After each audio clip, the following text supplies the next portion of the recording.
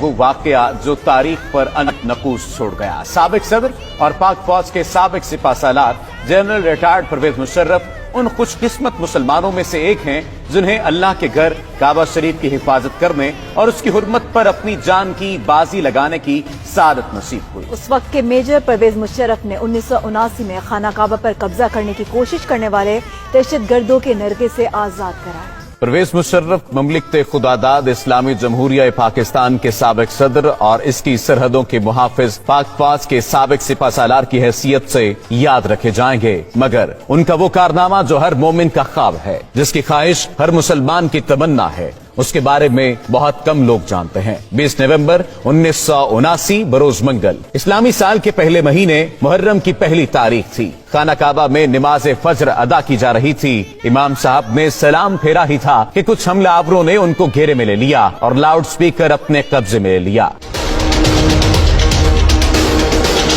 اس وقت حرم شریف میں ہزاروں نمازی موجود تھے۔ حرم شریف کے ان حملہ آوروں کا سرغنہ 27 سالہ محمد بن عبداللہ القحطانی تھا، جس نے 4 سال تک مکہ یونیورسٹی میں اسلامی قانون کی تعلیم حاصل کر رکھی تھی۔ اس نے لاؤڈ سپیکر پر اعلان کیا کہ وہ اس صدی کا امام مہدی ہے، میرے ہاتھ پر سب لوگ بیعت کریں۔ He told a certain person to stand up and called him to the microphone and he said, "O Muslims, this is your Mahdi.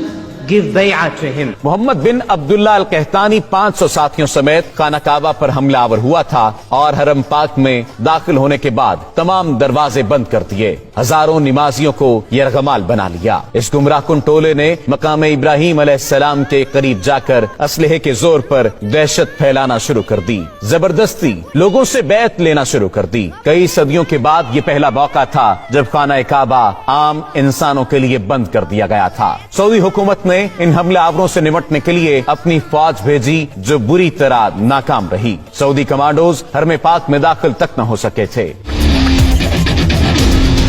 یہ خبر جنگل میں آگ کی طرح پوری دنیا میں پھیل گئی کہ خانہ کعبہ پر دہشت گردوں نے قبضہ کر لیا ہے۔ یہ سن کر مسلم امہ میں غم و غصے کی لہر دوڑ گئی۔ اس وقت خانہ کعبہ کو نقصان پہنچائے بغیر دہشت گردوں کا خاتمہ ممکن نہیں تھا، کیونکہ سعودی فوج ایسی مہارت نہیں رکھتی تھی۔ اس وقت سعودی حکومت کا فرانسیسی حکومت کے ساتھ دفاعی معاہدہ بھی تھا، لیکن فرانسیسی کمانڈوز غیر مسلم ہونے کی وجہ سے خانہ کعبہ میں داخل نہیں ہو سکتے تھے۔ تب سعودی فرمانروا شاہ خالد نے خانہ کعبہ کے دفاع کے لیے پاکستانی حکومت سے رابطہ کیا اور کہا کہ پاک فوج بیت اللہ کا دفاع کرے۔ اس وقت جنرل ضیاء کی حکومت تھی اور پاک فوج تو پہلے ہی بیت اللہ کے تحفظ کے لیے تیار بیٹھی تھی۔ SSG کے کمانڈوز پر مشتمل ایک خصوصی دستہ ترتیب دیا گیا اور اسے حرم پاک کی پاسبانی کے لیے سعودی عرب روانہ کیا گیا۔ SSG کے ان کمانڈوز کی قیادت ایک میجر کو سونپی گئی، اس کا نام میجر پرویز مشرف تھا۔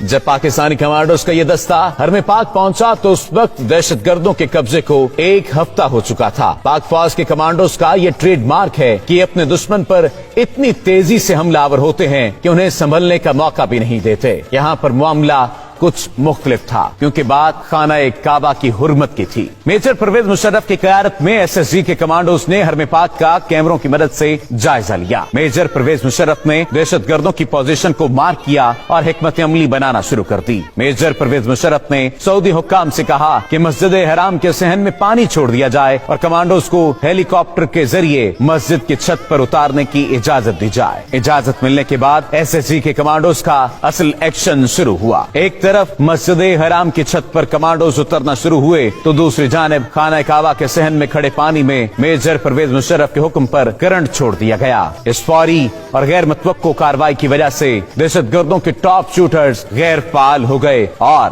SSG کے کمانڈوز کے سنائپرز نے فضا سے ہی دہشت گردوں کو نشانہ بنانا شروع کر دیا۔ جو ہی SSG کمانڈوز کی پوزیشن مضبوط ہوئی، صحن میں چھوڑی گئی بجلی بند کر دی گئی اور کمانڈوز بجلی کی تیزی کی طرح دہشت گردوں پر جھپٹے، انہیں قابو کر لیا۔ زندہ بچ جانے والے حملہ آوروں کو گرفتار کر لیا گیا۔ دہشت گردوں کا سرغنہ محمد بن عبداللہ القحطانی اسی آپریشن کے دوران پاک فوج کے کمانڈوز کی گولیوں کا نشانہ بن گیا تھا۔ میجر پرویز مشرف کی ذہانت اور SSG کمانڈوز کی دلیری کی وجہ से कम नुकसान हुआ और दहशत गर्दों के मजमूम अजाइम को खाक में मिला दिया गया। ये वही मेजर परवेज मुशर्रफ था जो बाद में पाक फौज का सिपा सालार बना और पाकिस्तान के सदर का हुदा भी संभाला। इसी वजह से आज तक सऊदी हुकूमत परवेज मुशर्रफ की इज्जत व तौकीर करती है और उनके लिए खाना काबा का दरवाजा खोला जाता है। सऊदी हुकूमत समेत पूरी मुस्लिम उम्मा परवेज मुशर्रफ की शुजाअत और बहादुरी की गर्वेदा है।